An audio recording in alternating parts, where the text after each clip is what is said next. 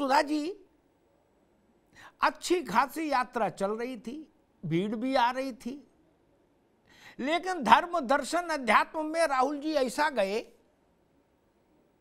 कि पूरा मतलब एजेंडा मुझे लग रहा अब तो यही हो गया कि पांडवों ने जीएसटी लागू नहीं की, कि नोटबंदी नहीं की, कि भाजपा संघ वाले हर हर महादेव इसलिए नहीं बोलते क्योंकि इस महादेव तपस्वी थे।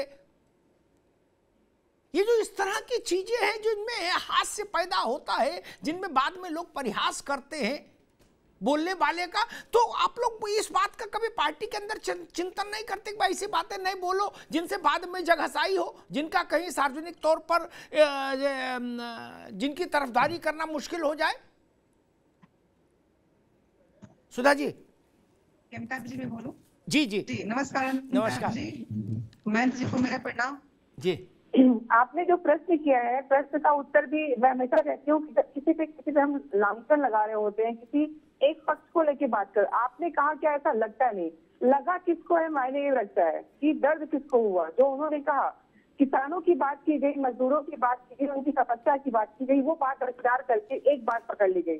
तो यहाँ पे ये बात मायने रखती है ना कि किस बात को देखा जा रहा है। वो तपस्या जिस अर्थ में कह रहे हो, जिस बात के निषाद उस बात को कह रहे हैं, उसको दरकिनार करके एक बात पकड़ के राहुल को बदनाम करने के लिए और उनके पर इसलिए पैसा करने की कोशिश करोड़ खर्च किए गए हैं अभी तक, और फिर वही कोशिश की जा रही है। उनके पूरे बयान में धर्म को लेके, किसी धर्म विशेष को लेके कोई बात नहीं थी। तपस्या आप जानते हैं कि जब हम तपस्या की बात करते हैं तो व्यक्ति के धर्म, जब वो जिस धर्म को धारण करता है और उस धर्म के अपने जो योगिक पत्र को पाने की जो कोशिश करता है, तपस्या होती है। यहाँ पे पूजा पाठ जो परिपाटी है उसकी बात की गई, लेकिन इसको एक तरफ करके फिर से आपने कहा, आपके पूरे जब डिबेट उसका जो हेडिंग भी है कि किसको दर्द हुआ, भाजपा और आरएसएस, बीजेपी और आरएसएस है कि जब वही वर्ग उनको हमेशा बदनाम करने के लिए करोड़ों रुपए खर्च कर रहा है, तो जाहिर सी बात है उनकी कभी अच्छी हो। तो जी वो कौतुक, ठीक है सुधा जी, आरंभिक टिप्पणी मांगी थी, अभी बाकी लोग भी बहस में आ जाए, फिर उसके बाद और आरंभिक टिप्पणी आ गई आपके अच्छे से। राहुल गांधी इन दिनों ठीक है आ गई भैया, अब आ गई, अब बाकी लोग भी बहस में आ जाए, उसके बाद फिर दूसरी बात कहना। अब सारी बातें एक बार में कह दोगे फिर दूसरे लोगों को। फिर राहुल गांधी इन दिनों कौतुक कर रहे हैं, कौतुक शब्द ज्यादा उपयुक्त है। भाजपा इस देश नहीं ना कांग्रेस देश है। पहले तो सब लोग अपना जाला साफ कर ले, सपा तो कतई नहीं हो सकती, ये तो छोटी पार्टी। जब मैंने इन दो ही पार्टियों को देश मानने से इनकार कर दिया, ठीक, देश बहुत बड़ी चीज है और राजनेताओं को धर्म पर प्रवचन देने से बिल्कुल दूर रहना चाहिए। 6 फुट, चाहे भाजपा वाले हो, चाहे कांग्रेस वाले हो, चाहे सपा वाले हो, चाहे बसपा वाले हो। जब आपको नहीं जानकारी तो काहे को बोलते हो? ये देश तपस्वियों का है, पुजारियों का नहीं। आधी बात ठीक, तपस्वियों का है ये देश, यहीं तक बात ठीक हो जाती, पुजारियों का नहीं।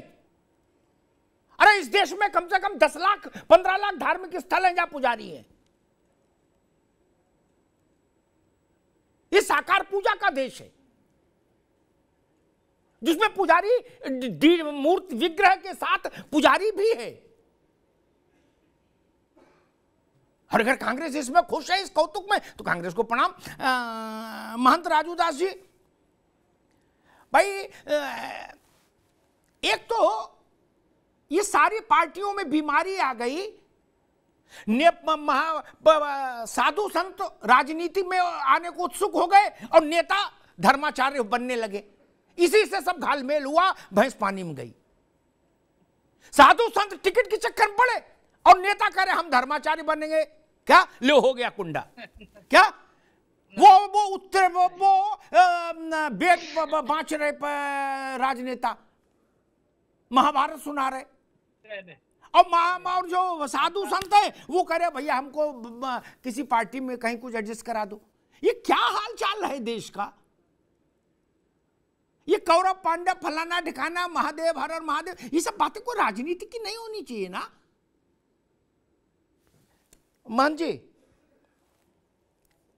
देखिए अमिताभ जी, पहले तो इस आपके इस डिबेट में जितने भी लोग बैठे हैं उनको धर्म नगरी अयोध्या से ढेर सारा आशीर्वाद, मंगल कामना। हनुमान जी सद्बुद्धि दें, कल्याण हो और इस प्रकार की मानसिकता से दूर रहें। नंबर 2, मैं पूछना चाहता हूं इन राजनीतिक दल के मुखिया को, शीर्ष नेतृत्व को, जो आज हिंदुत्व में फर्क बताते हैं, जो हम तो मानव हैं लेकिन मानवता का सारे गुण खत्म हो जाए, तपस्वी और पुजारी में भेद बताना शुरू कर दिया, उन्होंने हिंदुस्तान और भारत में विभेद कर दिया। आज भारत जोड़ो यात्रा राहुल जी को निकालना क्यों पड़ रहा है? इसलिए भारत जोड़ो यात्रा राहुल जी को निकालना पड़ा क्योंकि इनके पूर्वजों ने भारत को दो भागों में बांट दिया था, हिंदुस्तान और पाकिस्तान। उस भूल के सुधार करने के लिए राहुल गांधी जी निकले थे कि हम इस भूल को सुधार कर लें, क्योंकि हमारे पूर्वजों ने तो धर्म के आधार पर देश का बंटवारा कर दिया।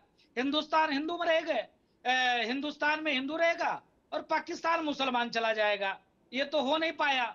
निकले भारत जोड़ो यात्रा करने के लिए, लेकिन भारत जोड़ो यात्रा तो नहीं कर पाए, लेकिन संतों को, धर्म को इस प्रकार से बांटना शुरू कर दिया जिसका जवाब नहीं। ठीक ठीक, महंत जी आएंगे दोबारा मैं आपके पास। अशोक सिन्हा जी हमारे साथ जुड़ गए हैं। अशोक जी का बहुत स्वागत है। अशोक जी, एक सवाल आपसे। राहुल जी ने कहा कि संघ वाले कभी हर हर महादेव नहीं बोलते और ना बोल सकते हैं। आप बोल सकते हैं क्या हर हर महादेव? नहीं, हमारी शाखा पर शाखा विकिर के पश्चात जय सिया राम, हर हर महादेव ये होता है। सभी जो लोग ताली बजा करके और राम राम का जप भी कर लेते हैं। ये तो दैनिक हम अपने व्यक्तिगत जीवन में भी और संघ जीवन में भी इस प्रकार का उच्चारण तो हम करते ही रहते हैं। इसमें कौन सी आपत्ति है? नहीं, फिर आपको क्यों लगता है राहुल जी ने ये क्यों कहा होगा कि ये तय जान लीजिए आरएसएस वाले कभी हर हर महादेव नहीं बोल सकते? नहीं, अब राहुल जी के बारे में तो मैं अधिक टिप्पणी नहीं करना चाहता, क्योंकि वो जनता समझ रही है कि वो क्या कहना चाहते हैं और किस उद्देश्य से कहना चाहते हैं, लक्ष्य क्या है उनका। जहां तक उनके कथन के सार्थकता का प्रश्न है तो वो स्वयं अगर कह रहे हैं कि हम तपस्या कर रहे हैं, पूजा नहीं कर रहे हैं, तो फिर मंदिरों में जाकर के वो आरती करना, तिलक लगाना, नमन करना, ये पूजा ही तो है। तो वो स्वयं भी हिपोक्रेसी क्यों अपने जीवन में दिखा रहे हैं? और जहां तक संघ के ऊपर उनका आक्षेप है तो संघ अपने स्थापना काल से ही इस प्रकार के आक्षेप उनके परनाना और उनके नानी और परदादा सबसे झेलता हुआ आया है। संघ के ऊपर आक्षेप लगते रहते हैं। संघ अपना मस्त हाथी की तरह चलता रहता है, उससे इस परवाह नहीं करता कि वो कितनी आलोचना कौन करेगा। प्रतिबंध लगे 3-3 बार, उसको भी झेला संघ ने, और संघ इस बात की चिंता ही नहीं करता। नहीं, लेकिन वो कह रहे हैं कि 21वीं शताब्दी में जो कौरव है वो खाकी नेकर पहनते हैं, हाथ में डंडा लेते हैं और शाखा लगाते हैं। अगर महाभारत काल की बात कर रहे हैं तो उन्हें जानकारी होगी कि शायद उस समय की सेना में हाफ पैंट पहना जाता रहा हो। मैं समझता हूँ हाफ पैंट का आविष्कार ही नहीं हुआ था उस समय। तो अब ये उनके ज्ञान की बात है। मैं क्या बताऊं उनके ज्ञान के बारे में, मैं तो टिप्पणी नहीं करना चाहता, क्योंकि वो राजनीतिक व्यक्ति हैं और राजनीति मेरा विषय नहीं है। जी ठीक है अशोक जी, रहिए हमारे साथ। डॉक्टर नितेंद्र भाई जी, प्रशांत आपके पास बाद में आऊंगा क्योंकि आपको सबके जवाब देने होंगे। नितेंद्र भाई जी, एक बात मेरी समझ में नहीं आई। मैं सुंदर हूं, ठीक, ये घोषणा मैं करूं तो अच्छा नहीं। मैं विद्वान हूं, ये मैं कहूं तो अच्छा नहीं। मैं तपस्वी हूं, ये मैं कहूं तो अच्छा नहीं। ये चीजें दूसरे कहते हैं जो अनुभूत करते हैं, अनुभव करते हैं। क्या गांधी जी तपस्वी थे? लोहिया जी ने देश के लिए तपस्या की, जयप्रकाश बाबू ने तपस्या की। ये दूसरों ने कहा, उन्होंने नहीं कहा कि हम तपस्वी हैं। आपने सुना महात्मा गांधी ने कभी कहा हो, जयप्रकाश जी ने कहा हो, लोहिया जी ने कहा हो, दीनदयाल जी ने कहा हो? किसी ने कहा नहीं ना। ये बाद में लोगों ने कहा कि अरे क्या तपस्वी का जीवन जिए हैं। नहीं, राहुल जी खुद ही सर्टिफिकेट बांट रहे हैं खुद को, और अपनी पूरी पार्टी को बता रहे पूरी पार्टी तपस्वी है। ये मुझे लगता है ये विशेषण तो दूसरों से आना चाहिए।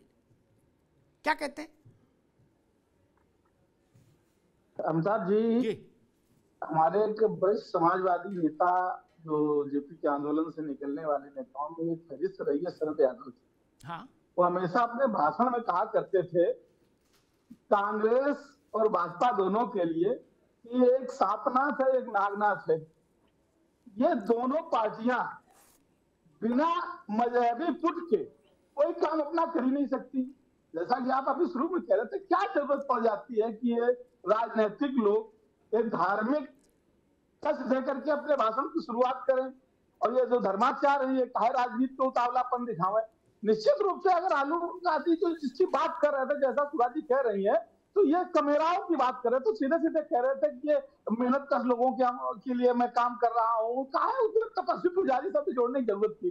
हालांकि अगर सच्चाई कहेंगे तो आप फिर टोकने लगेंगे कि ये फिर धर्म की बात आ गई। सच्चाई भी है कि पूजा शब्द है क्या, पुजारी है क्या। मुझे लगता है यहाँ बैठा कोई व्यक्ति पूरी ठीक से जो हमारे यहाँ सनातन धर्म की परंपरा है, वेदांतिक परंपरा, उसमें मुझे लगता है जानते हो सकता है, जानते हो ना जानते हो, मैं अभी भी गरमाऊं नहीं चाहता हूँ।